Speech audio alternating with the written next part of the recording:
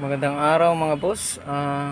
Basic sharing po tayo kung paano po i-reset ang periodic maintenance ng Montero.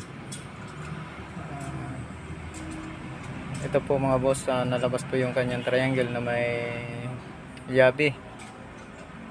Tapos na po tayo magpalit ng langis. So ito po ay hindi mawala kahit bago na ang langis, kailangan po itong i-reset.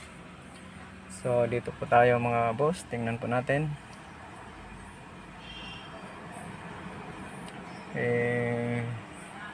Switch up po natin mga boss.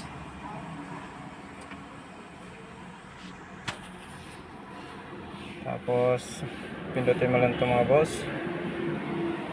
Ayun, nakita niyo yung mga boss, nalipat-lipat pagka pinindot ko. So pag lumabas naman yung mga boss, long press mo lang ho yan. Tapos pag nagbi-blink na yung yabe, press mo ulit, lalabas ang clear. Tapos long press mo ulit. Tapos yan, pindot pa ulit. Okay na yung mga boss. Pag ganyan. So ganun lang ho kasimple mga boss. Try po natin i-start kung wala na nga.